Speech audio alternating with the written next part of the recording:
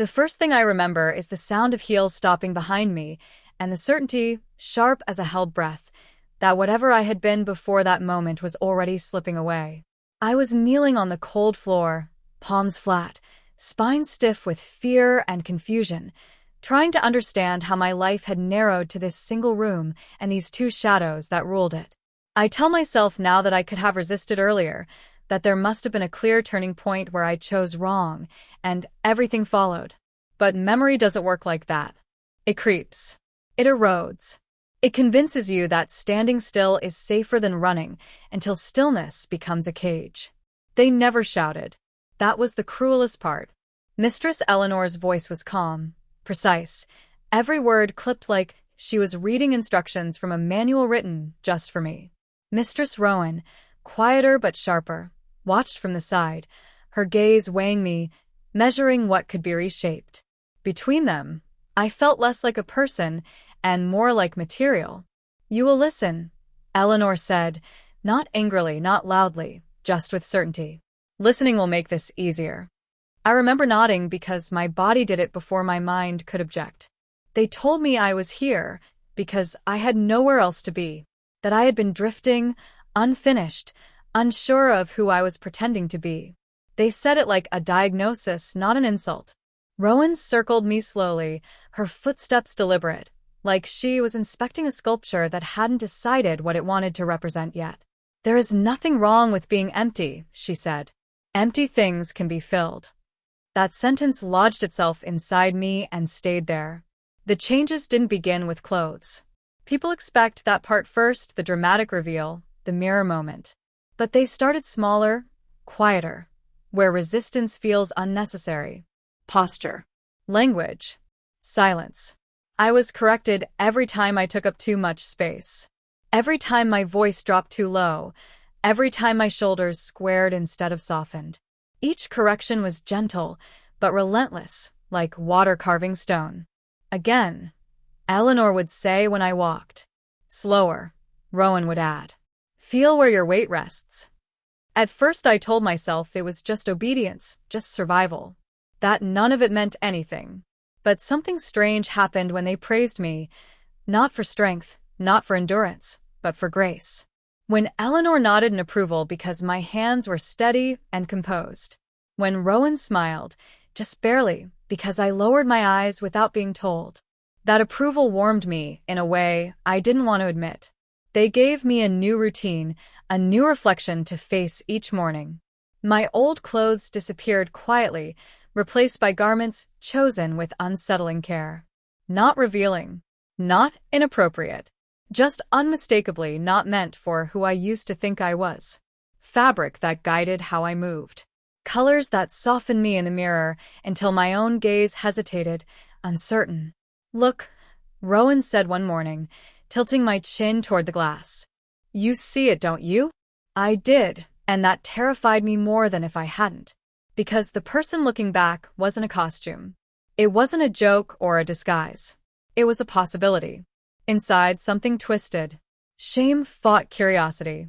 Fear wrestled with relief. I hated them for how easily they dismantled me, and I hated myself for how carefully I held together under their hands.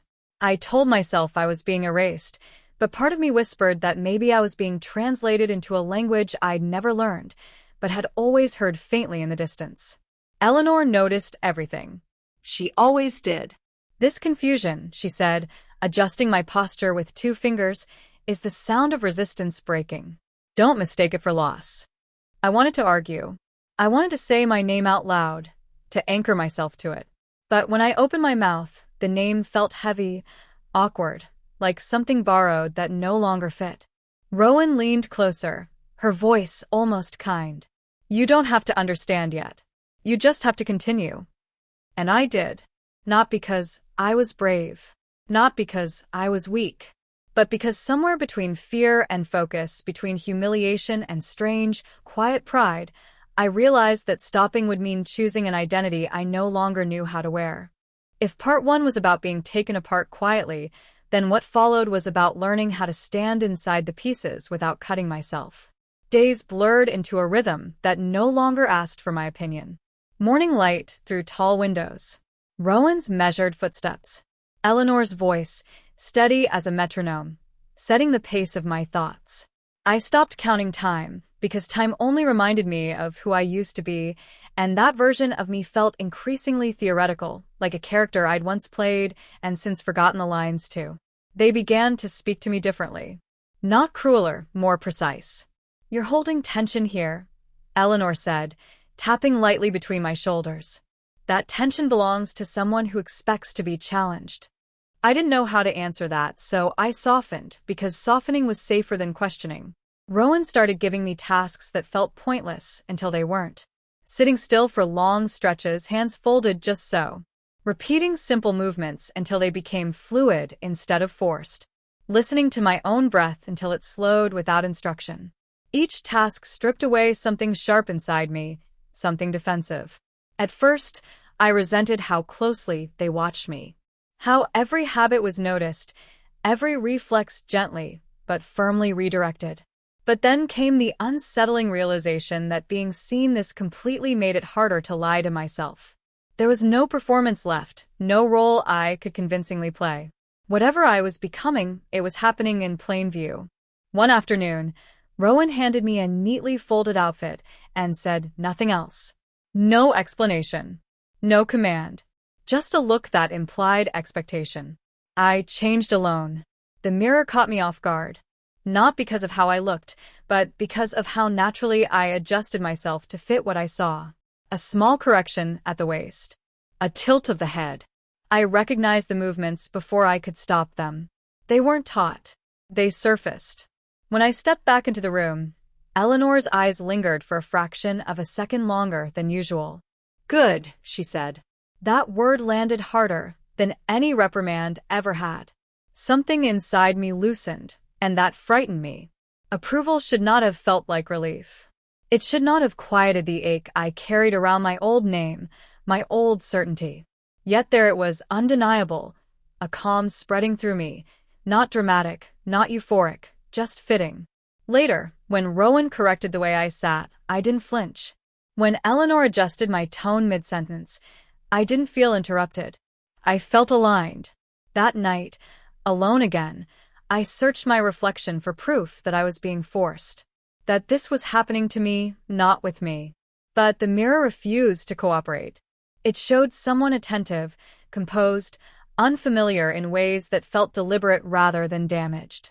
I whispered my old name once, just to test it. It sounded like I was talking about someone else. Panic flickered then, sharp and sudden. If I didn't hold on, would there be anything left to hold? Was surrender erasing me, or was it revealing how thin my grip had always been? The next morning, Eleanor answered the question without knowing I'd asked it. "You are not disappearing," she said, as if responding to a thought I hadn't voiced. "You are being narrowed, focused. That can feel like loss if you confuse size with substance." Rowan met my eyes, her expression unreadable. "And you are adapting faster than you admit." I wanted to deny that. I wanted to insist that this was temporary, that I was enduring, not changing. But the words wouldn't form honestly. Because somewhere between obedience and awareness, I had crossed a quiet line. And for the first time, I wasn't entirely sure I wanted to cross back. The hardest part wasn't the rules, or even the constant observation, it was the mirror. The mirror had no mercy, no patience, no explanation. It only reflected, and in doing so, forced me to reckon with every subtle shift they had coaxed out of me. Each morning, Eleanor guided me toward it. Not with fanfare, not with commands, just with that calm, unwavering insistence. "See yourself," she would say. At first, I flinched, a reflex born of shame and stubborn denial.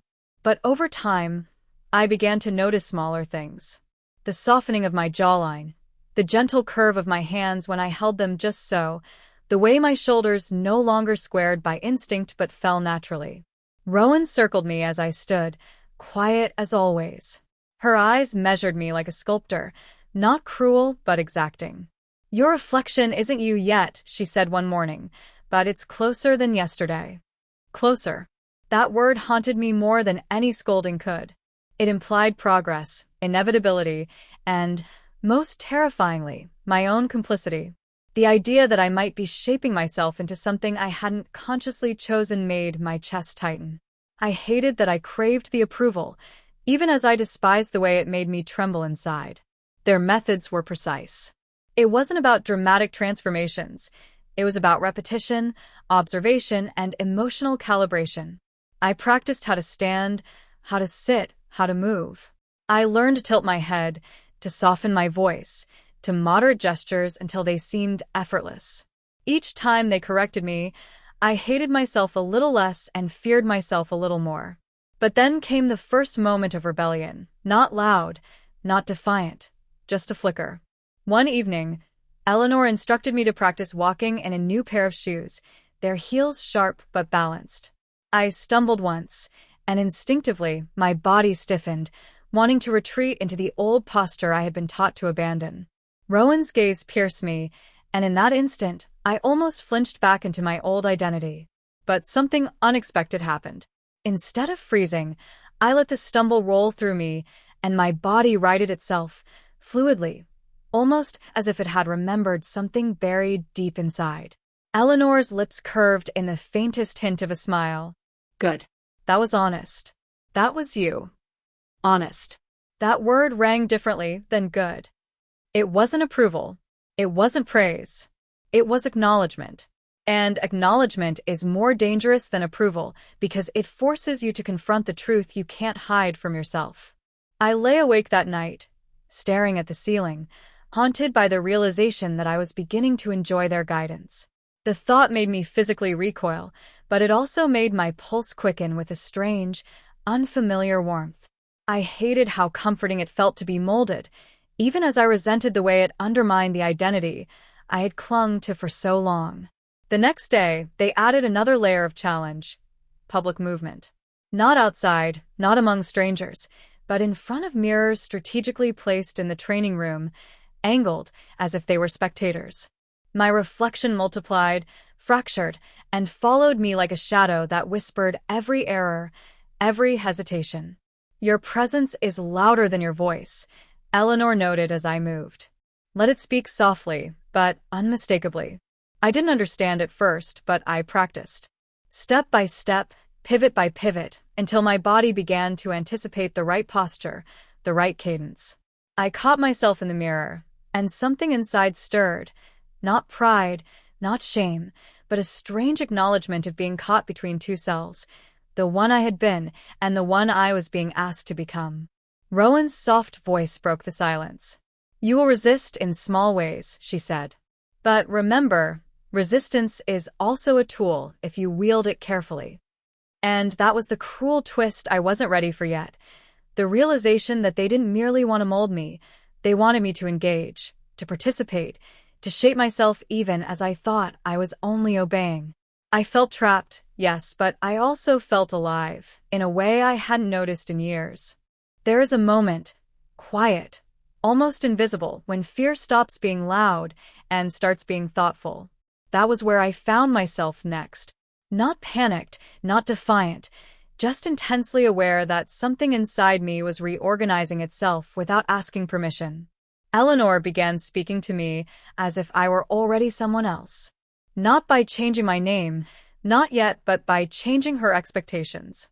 She corrected me less often, which somehow felt more unsettling. When guidance becomes sparse, you start listening to yourself more closely, and that was dangerous territory. Notice how you enter a room, she said one morning, standing near the doorway while Rowan observed from the window. You no longer announce yourself. You arrive.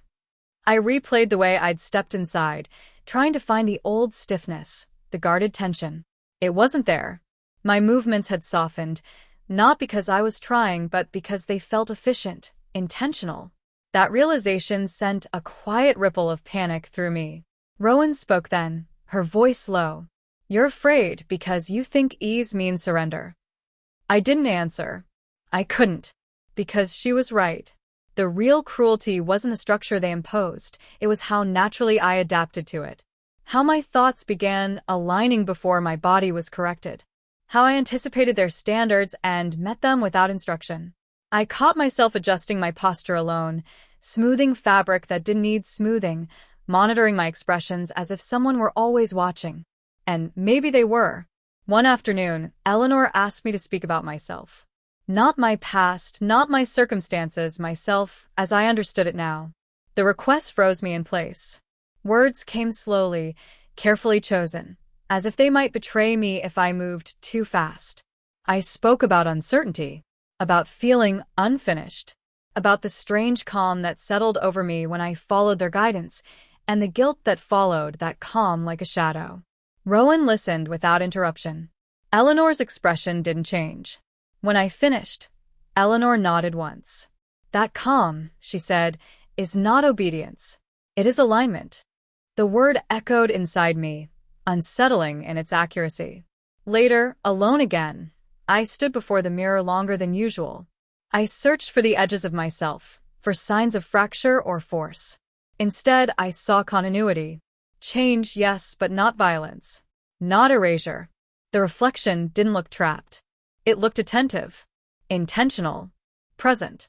That frightened me more than resistance ever could. Because if I wasn't being broken, then I was being revealed. And if that was true, then the conflict wasn't between them and me. It was between who I had insisted on being and who I kept becoming when no one asked me to pretend. That night, Rowan stopped me as I passed the hallway. "You are standing at the threshold," she said quietly. "Not because we put you there. Because you walked." I didn't sleep much after that. Because once you realize you're moving under your own power, the question changes. It's no longer how do I escape? It becomes where am I going? And I wasn't sure I was ready to answer that yet. The days that followed blurred into something strange, an intricate dance of expectation and discovery, of instruction and silent experimentation. Eleanor and Rowan had begun to step back subtly, leaving gaps I didn't yet know how to fill.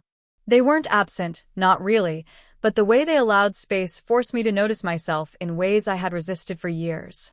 I caught small glimpses of myself that unsettled me. The way my hands rested now, soft and deliberate, instead of clenched or tense.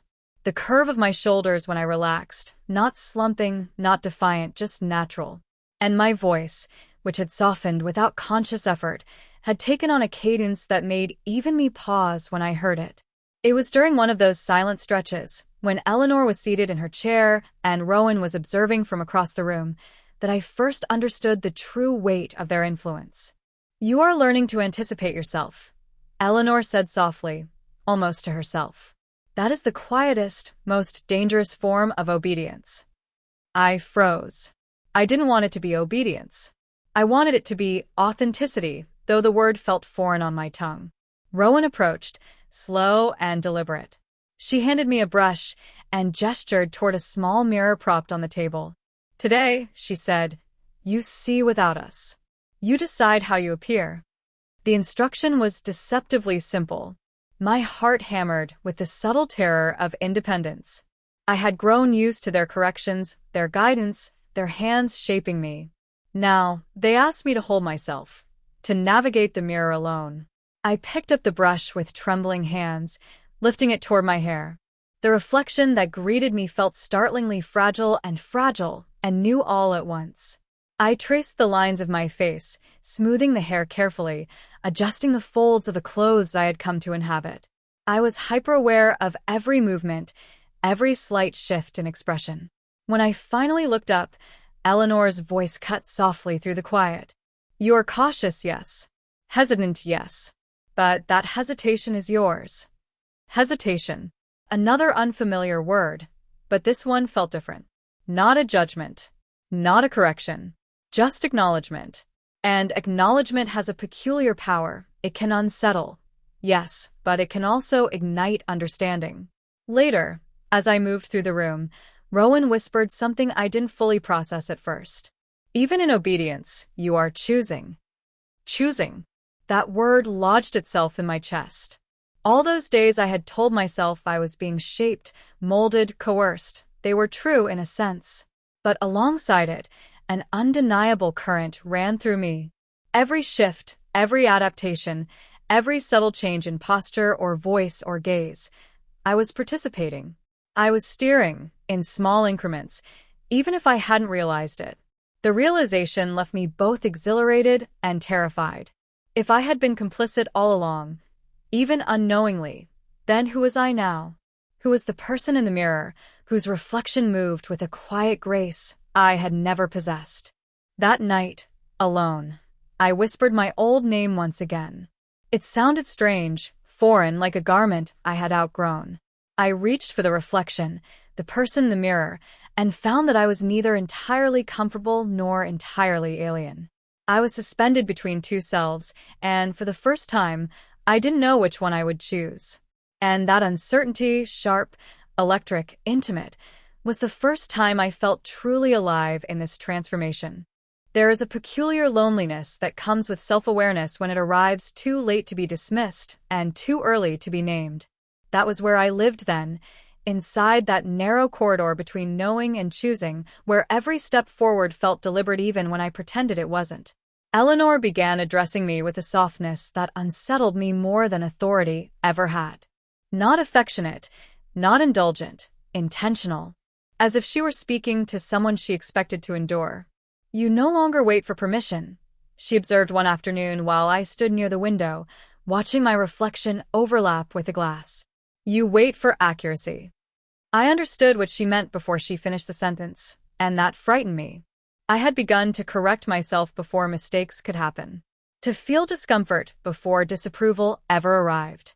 The guidance had moved inward, nesting somewhere behind my thoughts, shaping them quietly. Rowan tested this without warning. She asked me to choose. Not a grand choice. Not a dramatic declaration. Just a simple decision about how I would present myself that day. Which clothing felt right. How I would carry myself. How much of myself I would allow to be seen. The room felt suddenly too large. Choice implies responsibility. Responsibility implies ownership. And ownership meant I could no longer tell myself this was merely happening to me. My hands shook as I selected, adjusted, composed. I moved slowly, deliberately, listening to an internal sense of alignment that had no words yet, only tension and release. When I finally turned back to them, neither Eleanor nor Rowan spoke immediately. That silence was heavier than any command. Rowan nodded first. Not approval, recognition. Eleanor followed with a quiet statement that settled deep in my chest. "You are beginning to live inside the form instead of wearing it." Something in me cracked, not painfully, but decisively. Because she was right. The movements no longer felt rehearsed. The presence no longer felt borrowed. I wasn't performing femininity. I was inhabiting it, carefully, thoughtfully, with a reverence I hadn't expected. And beneath the fear, beneath the confusion, there was a fragile sense of coherence, as if scattered pieces of myself were finally agreeing on how to exist together. That night, alone again, I didn't avoid the mirror. I stood there longer than ever before, tracing familiarity instead of difference. I didn't ask who I used to be. I asked who I was becoming and whether that person felt honest. The answer didn't arrive as certainty. It arrived as calm. Not the calm of submission. The calm of recognition. For the first time, I stopped thinking of myself as a prisoner of change and began to wonder what it would mean to be its author, even if the ink had been placed in my hand by others. And that realization carried a weight I could no longer ignore. Because if I was choosing now, if even this moment belonged to me, then the final transformation wouldn't be something done to me. It would be something I allowed to finish. The last days were quieter, but no less intense. Eleanor and Rowan stepped back almost completely, their presence now more like a heartbeat behind me than a shadow in front. I was left with the echo of their lessons, the memory of correction, and the unexpected thrill of independence. I noticed how my own reflection no longer startled me. I moved with intention, spoke with care, and observed myself with an attention I hadn't possessed before. Each gesture, each tilt of the head, each softened inflection of my voice felt deliberate yet natural. I was no longer performing for them, or for anyone, but inhabiting the form I had resisted, denied, and yet had quietly yearned to embody. The most challenging moments were the silent ones, when the room was empty and only the mirror bore witness. I would pause, breathing in the unfamiliar cadence of my existence, and feel a flicker of my old self, a shadow, a whisper. And then I would acknowledge it, not with rejection, but with understanding. That version of me had carried me this far, but this version was choosing, shaping, and finally being. Eleanor's final instruction came not as a command, but as a quiet observation. "You have arrived at the threshold," she said. "Step across it deliberately. This is no longer about adaptation. This is about choice." Rowan added softly, "You've been a student, a vessel, a reflection. Now you are the author. Do not fear that power." I closed my eyes and breathed. The old fear, the old hesitation, whispered, but it had no authority. I opened my eyes, studying the mirror one last time in that space that had been my crucible. I saw someone entirely my own, someone forged through patience, guidance, and relentless self-awareness. Not someone imposed upon, not someone coerced, someone completed in fragments I hadn't known could fit together. And then I stepped forward. Not with a dramatic flourish. Not with triumph or proclamation. Just a single, deliberate movement. My shoulders relaxed. My hands fell naturally. My eyes met my reflection evenly, without flinching, without doubt. Every adjustment I had learned, every lesson they had impressed upon me, flowed into this one simple, honest presence. I understood then that the transformation wasn't just external. It wasn't the clothes, the posture, the voice. It was the internal alignment, the reconciliation of fear and desire, resistance and acceptance. The person I had been, and the person I had been forced to become, finally coexisted in quiet harmony. And in that moment, standing alone yet fully myself, I realized something profound. The cruelest guidance, the strictest observation, the relentless shaping, they had not stolen me. They had uncovered me. I took a breath, steady and deliberate, and finally felt whole. Not as a shadow of who I had been. Not as someone molded entirely by others. But as someone who had walked the threshold and chosen to step across it, fully, deliberately, finally, entirely me. The mirror no longer reflected conflict. It reflected me. And that, more than anything, was liberation.